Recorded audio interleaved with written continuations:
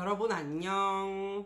지금 이 시간은 내가 반말 컨셉으로 하고 나보다 그러니까 40대 밑에 한 30대 아니면 20대에 본인의 학원을 시작하는 사람도 있긴 하겠지. 아무튼 내 후배뻘 되는 선생들한테 돈에 대한 강의를 한번 해줄까 해. 그러니까 이게 내가 그러니까 난 지금 나보다 어린 후배들에게 말을 하는 것이므로 반말 컨셉으로 갈 테니까 이해를 해. 내가 30대 초중반 정도에 이제 지금 그러니까 대치동 학원을 나와서 처음으로 수지에 이제 내 학원을 차리게 되는데 그때 차리자마자 대박이 난 거야. 그러니까는 엄청난 대박은 아니고 내가 생각했을 때 내가 오픈을 12월 26일 날 했거든. 근데 오픈을 12월 26일 날 했는데 3월 1일쯤에 내가 이렇게 딱 학생 수를 딱 보니까 이미 30명이 넘었더라고. 그래서 최고로 찍었던 게 한 83명 정도까지 갔나? 이제 이런데 난 학원이었지, 학원. 그때가 학원이 한 평수가 한 42평 정도 됐었을 때인데 학원을 이제 했는데 내가 그때 잔머리를 쓴 게 어떤 잔머리를 썼냐면 그때야 이렇게 체력도 좋고 막 이런 나이니까 2시서부터 시작해서 밤 10시까지 가르치고 아니면 밤 12시까지도 가르치고 막 이랬었단 말이야. 근데 그때 내가 어떤 잔머리를 썼냐면 선생을 고용을 해야 되는데 선생을 고용을 안 하고 알바를 고용을 한 거야. 알바들을. 그러니까는 수지 근처에 죽전역이라고 있는데 거기에 단국대가 있어서 단국대. 그래서 단국대 대학생들이 알바를 많이 했었다고. 그런데 대학생들은 티칭이 아닌 아르바이트는 1, 2학년이라도 할 수 있는 거고 3학년이 넘으면 티칭도 할 수가 있어. 그러니까 2년 이상 대학을 다니면 티칭을 할 수가 있다고. 그러니까는 선생이 될 수가 있는 거야. 학원 강사가. 그래가지고 그때 어떻게 했냐면 내가 홀 랭귀지 시스템이라고 해가지고 단어, 문법, 독해, 말하기, 듣기 이걸 갖다가 다 이제 하는 거야. 일주일에 3번, 한 번에 2시간씩 이제 이걸 하는데 이것 중에 가장 중요한 게 문법과 독해라고. 그러니까 문법과 아이들이 가장 어려워하는 게 문법을 이제 잘 설명을 해주면 돼. 그리고 독해도 아주 코어 센텐스 이런 걸 잘 설명을 해주면 된다고. 근데 이 두 개 이외의 것은 단어 시험 보기가 있는데 단어 시험 볼 때 꼭 내가 들어가야 돼? 그건 아니잖아. 그리고 듣기도 그래. 듣기 그거 틀어주고 하는데 CD 틀고 하는데 그걸 꼭 내가 들어가서 CD를 틀고 애들 듣는 시간에 내가 거기 서 있을 필요가 없잖아. 이렇다 보니까는 어떻게 되냐면 2시간이라도 내가 1시간만 문법과 독해를 아주 쌈박하게 가르치고 그 이외의 시간에는 진짜 아르바이트 같은 선생을 넣어서 써도 이게 별 잡음이 없는 거야. 왜냐면 나는 코어를 내가 이제 딱 맡아서 이제 가르쳐 주니까 문법하고 독해하고 이제 이래가지고 머리를 써가지고 단국대 다니는 아르바이트생들 그런 애들을 쓴 거야. 그러니까 그 아르바이트생들은 시간당 10,000원 정도만 주면 아이고 너무나 좋아요 그러면서 이렇게 알바를 하는 그런 시절이었었거든. 그래서 그때 첫 4년간 정말 잘 됐었던 것 같아.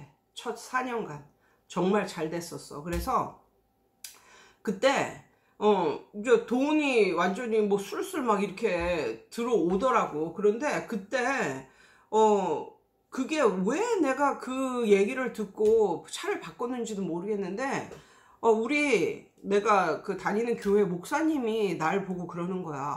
성미자매는 그렇게 그냥 학원 원장이고 이런데 참 소박해. 막 이렇게 딱 말씀을 딱 하시는데 차를 봐도 그러고 참 소박해. 그거는 칭찬이잖아, 칭찬. 근데 나는 그것을 칭찬으로 받아들이질 못하고 그때 나에게 무슨 마귀가 와서 역사를 했는지 뭔지 모르겠는데 그 말이 굉장히 약간 좀 별로 안 좋게 나에게 내 마음에 꽂혔다? 그래가지고 그 이후에, 그러니까 그 전에는 내가 그 운전을 시작한 게, 그 전에는 뭐 대치동 살면서 뭐 강남역에서 자취하고 뭐 이런 식으로 살다 보니까 굳이 차가 필요하지 않았어. 그냥 버스 타고 다니고 지하철 타고 다니고 그랬으면 됐거든. 그래서 내가 약간 그 운전을 늦게 시작한 케이스인데, 늦게 시작하다 보니까 좀 작은 차가 좀 편하고 이러다 보니까 모닝을 끌고 다녔단 말이야. 모닝을 끌고 다녔는데 이제 그 목사님이 나한테 딱 그 말을 하는 게 내 마음에 이렇게 좀 안 좋은 쪽으로 꽂혀가지고, 그리고 모닝을 한 1, 2년 뭐 이렇게 타고 다니다 보니까 정말 차에 대해서 이제 차가 눈에 들어오는 거야. 그리고 그러다 보니까 내 눈에 들어온 게 뭐였었냐면 미니 쿠퍼 캠든이었어. 미니 쿠퍼 캠든은 그 당시 뭐랄까 그 비교적 젊은 커리어 워먼들이 가장 몰고 싶어하는 그런 차였고, 굉장히 깜찍하고 굉장히 예쁜 그런 차였거든. 그래서 내가 그 차를 보고 또 내 동생이 막 바람을 넣고 막 이래가지고 그 차를 4,200만 원짜리를 그냥 현금으로 샀어. 현금으로.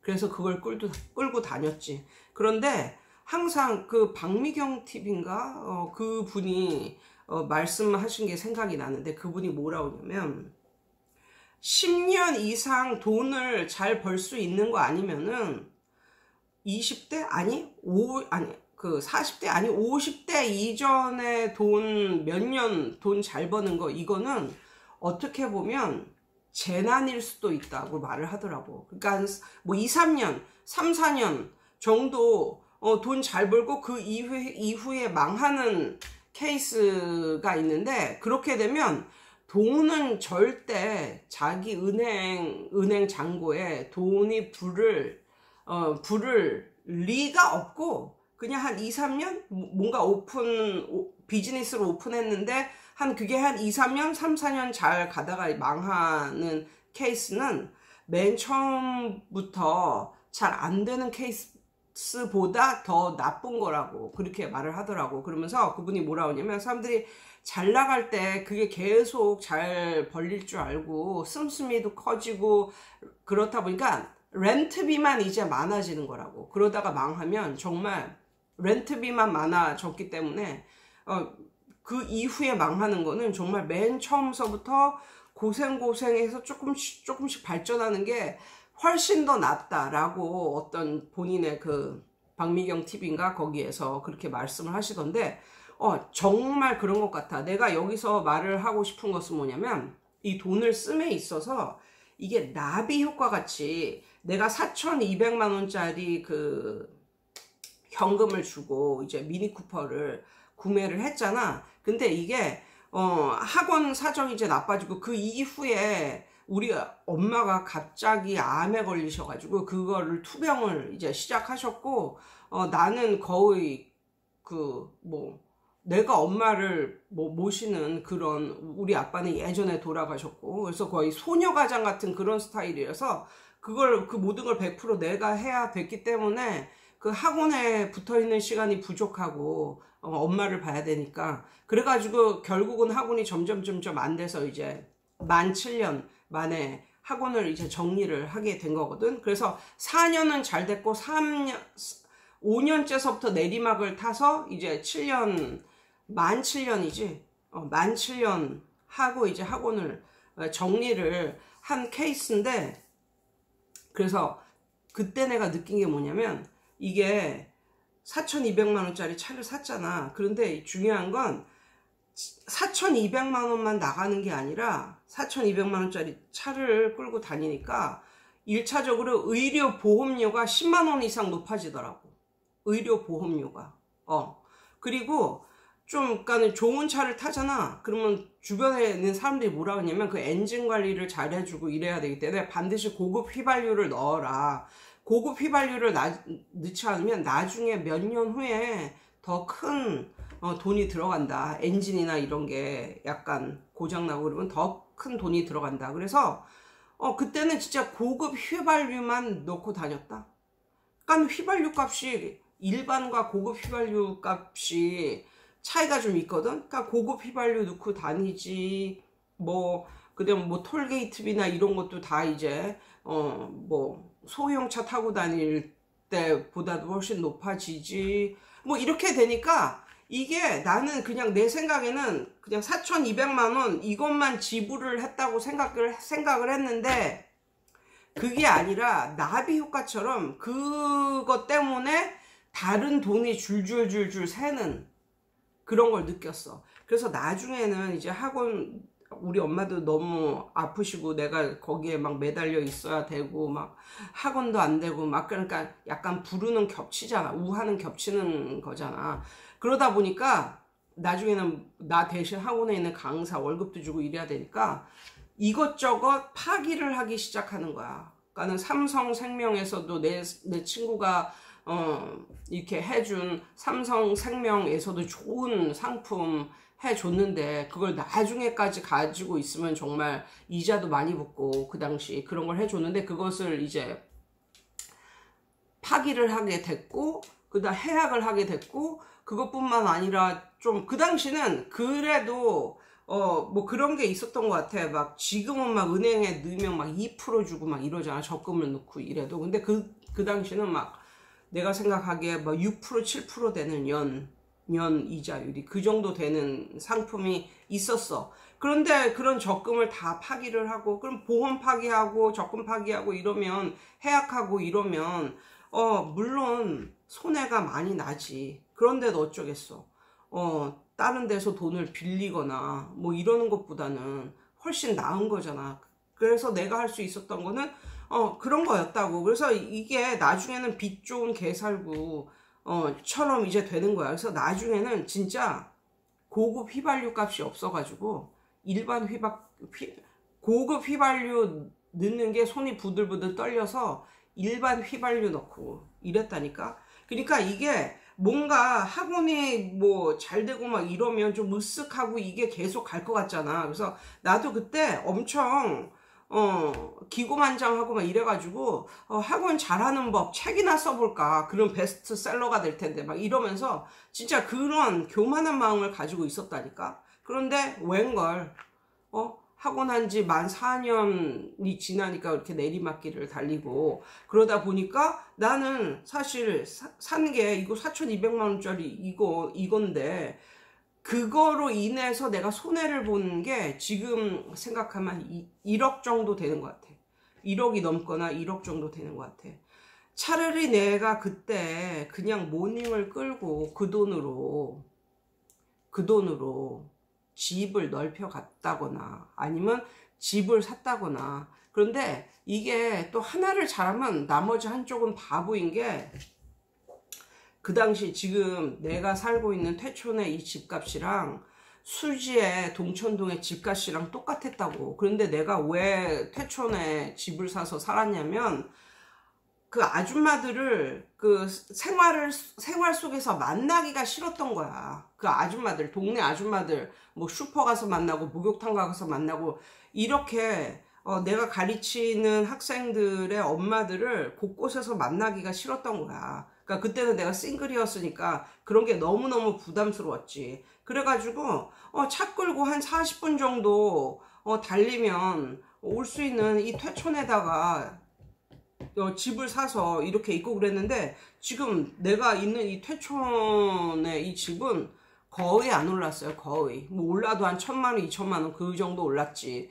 그런데 그 수지에 그 당시 여기하고 똑같은 집값인 그 아파트는 배가 올랐어요. 배가 뭐야, 한 3배는 오른 것 같아. 3배는 그렇게. 그때 차라리 수지의 집 한 채를, 아파트 한 채를 더 사뒀으면 나는 어떻게 됐을까, 뭐 이런 생각을 하면서, 진짜 나 아는 어떤 집사님은 뭔가 옷을 사거나 그럴 때도 기도를 해보고 산다. 그래서 그 말을 들었을 때, 야, 그건 진짜 너무했다. 야, 무슨 쇼핑을 하는데 기도를 하고 2번 3번 생각을 해. 그냥 쇼핑은 그냥 사고 싶을 때 사는 거지, 뭐 이렇게 생각을 했는데, 그만큼 돈을 씀에 있어서 정말 기도를 하고 이런 마음으로 해야 되는 게 맞는 것 같아. 진짜 나비 효과 같은 게 있다니까. 나는 요것만 샀을 뿐인데 이거를 삼으로 인해서 다른 게 바뀌어지고 그래서 나는 4,200만 원짜리를 샀을 뿐인데 이것 때문에 1억을 날려버리는, 1억이 나가는 이런 게 있다니까. 그래서 내가 그 미니 쿠퍼를 2010년도에 샀어요. 그래서 그걸 갖다가 10년을 끌고 2020년 작년인가 아니면 재작년 겨울인가 그걸 팔았거든. 근데 왜 팔았냐면 이제는 잔고장도 많이 나고, 내가 그랬잖아. 이게 외제차는 한 번 고장이 나잖아. 그러면 국산차에 맨 끝에 공을 하나 더 붙이면 된다고.